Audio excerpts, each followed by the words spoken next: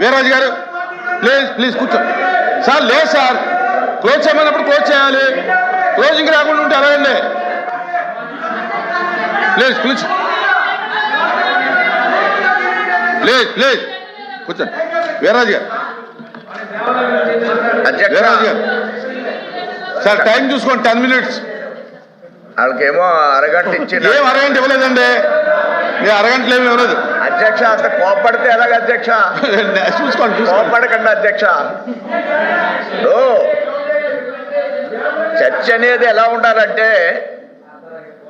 ఉభయలో మనం మీరు మాట్లాడతారు, మేము మాట్లాడతాం ప్రభుత్వం తరఫున. చక్కగా ఆహ్లాదంగా ఉండాలి. ఆహ్లాదం ఎక్కడా కనపడడంలే.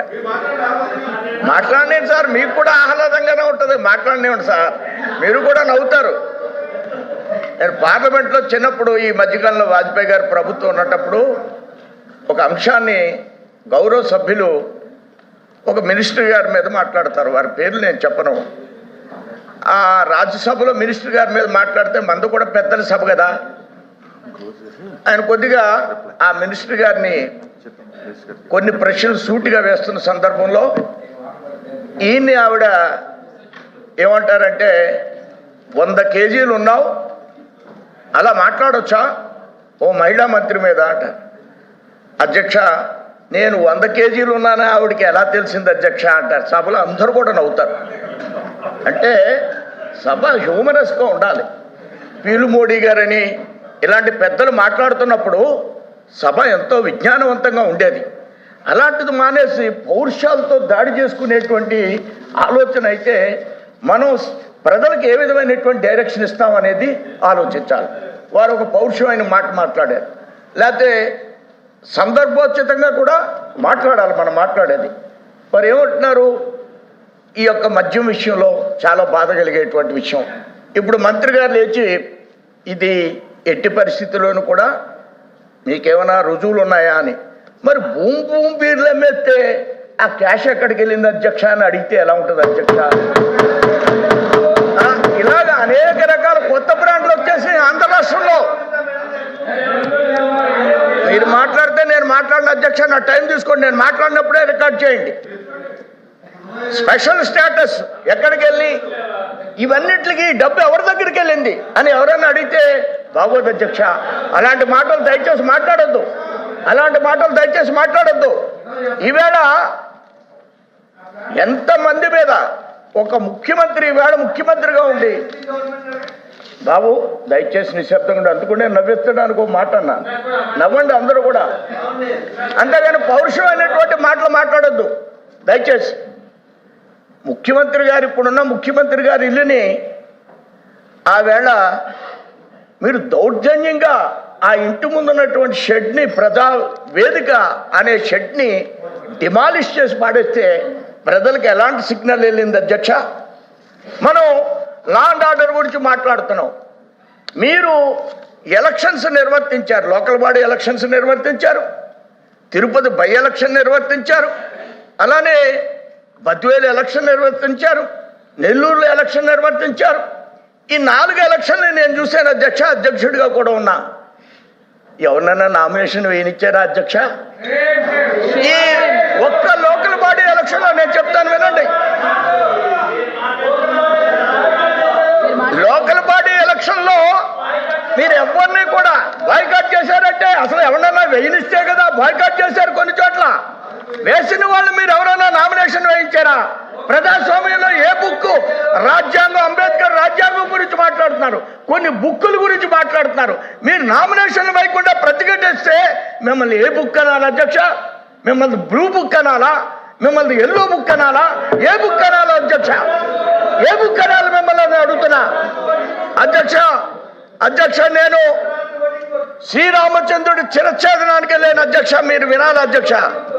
శ్రీరామచంద్రుడి చిరఛేదనానికి వెళితే విజయనగరం జిల్లాలో నేను అధ్యక్షుడిగా ఉన్నప్పుడు వెళ్తే నా ఒళ్ళంతా ఓనం చేసేసారు అధ్యక్ష.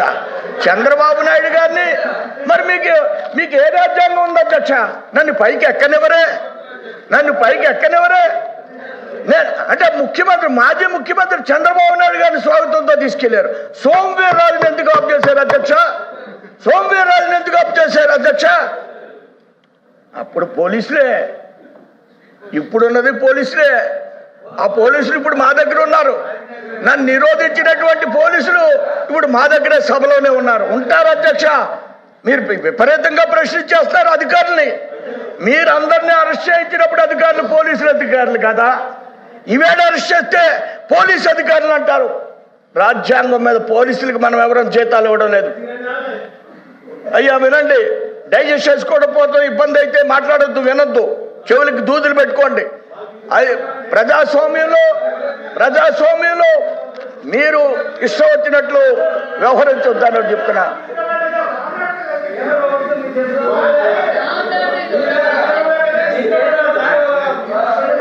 వారు మాట్లాడితే నేను మాట్లాడిన అధ్యక్ష, వారి టైం వేస్ట్.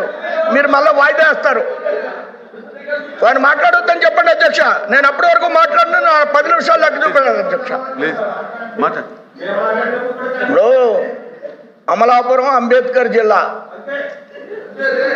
కరెక్టే. మాట్లాడొద్దని చెప్తున్నాను ఇజ్రాయెల్ గారు. మాట్లాడొద్దంటాను ఇజ్రాయెల్ గారు. దయచేసి ఇజ్రాయెల్ గారు అదే మాట్లాడుతుంటా. నేనేమన్నాను ఇప్పుడు? ఏం మాట్లాడుతున్నావు? అంబేద్కర్ జిల్లా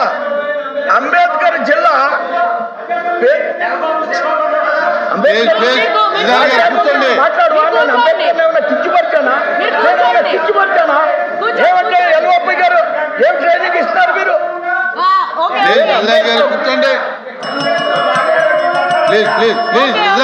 ఏమండి చైర్మన్ గారు, నేను అమలాపురం జిల్లా అన్నాను.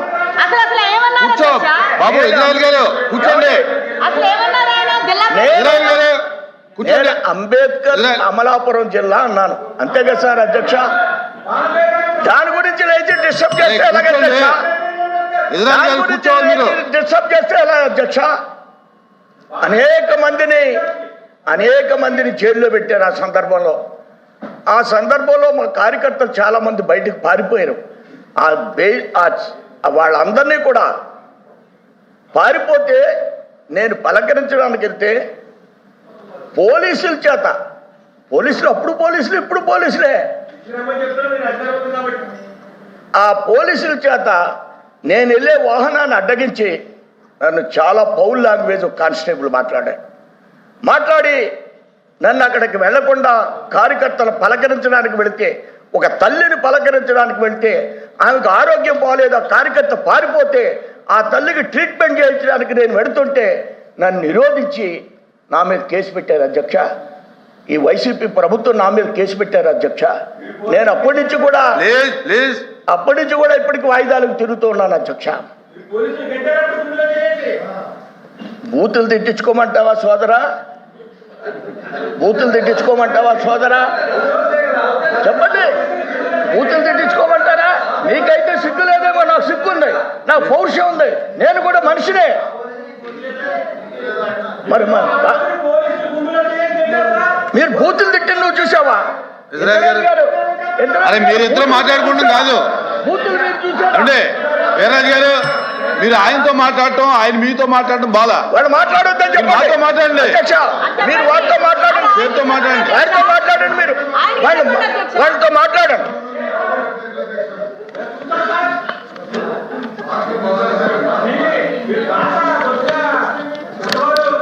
వారు అనేకమైన భాషల్ని ఫ్లోట్ చేస్తున్నారు. ఈవేళ రాష్ట్రంలో కొన్ని బుక్కుల గురించి మాట్లాడుతున్నారు.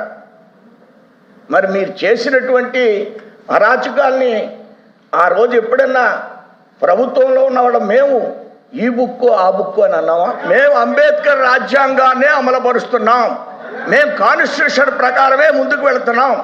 ఈ బుక్కులు అనే మాట ఇప్పుడు కూడా వాళ్ళు ఉపయోగించారు అధ్యక్ష. ఇంకా అనేకమైన విషయాల్ని వాళ్ళు మాట్లాడడం కోసం ప్రయత్నం చేస్తున్నారు.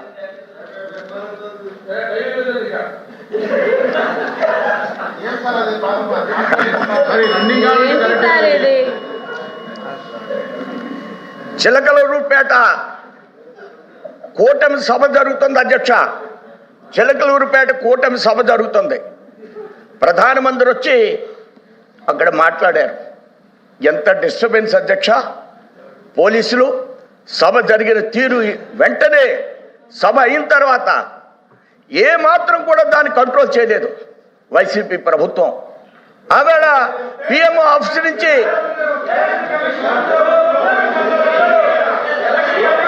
మీరు 2 minutes ఆగవయ్యా సార్ 2 minutes క్లోజ్ చేయండి. 2 minutes లో క్లోజ్ చేయండి. నేను నాకు 2 minutes కాదు సార్. ఆగాలి మాధవ్ గారు, మీరు కామెంట్ వదిలేండి. 2 నిమిషాలు మూర్తి. అదే పోలీస్ అధికారులు అదే మీరు నవ్వుతూ నన్ను బాగా తక్కువ సమయం మాట్లాడించే పరిస్థితి తీసుకొస్తున్నారు అధ్యక్ష. మీరు 2 నిమిషాలు క్లోజ్ చేయండి. మా యొక్క బాధను వినకపోతే ఎవరు వింటారు అధ్యక్ష? మాట్లాడుకుందాం. ఎవరు కాదు ఛాంబర్ లోకి వస్తే మీరు అన్ని విషయాలు మాట్లాడుకుందాం. ఛాంబర్ లో సార్, సభ వేరు ఛాంబర్ వేరు. లాండ్ ఆర్డర్ గురించి మాట్లాడండి. ఇక్కడ మరి లాండ్ ఆర్డర్ గురించే మాట్లాడుతున్నాను నేను. లాండ్ ఆర్డర్ కాని విషయాన్ని ఏమీ మాట్లాడటం లేదు. Please please please. ప్రధానమంత్రి సభని సరిగా నిర్వర్తించినటువంటి ప్రభుత్వం మీది అనే విషయాన్ని నేను స్పష్టంగా తెలియజేస్తున్నాను. అదే ఎస్పీ మీరు సరైన ప్రొటెక్షన్ ఇవ్వలేదు, అవునా కాదా? ఆ ఎస్పీ ట్రాన్స్ఫర్ అయిపోయాడు అధ్యక్ష. ఆ ఎస్పీ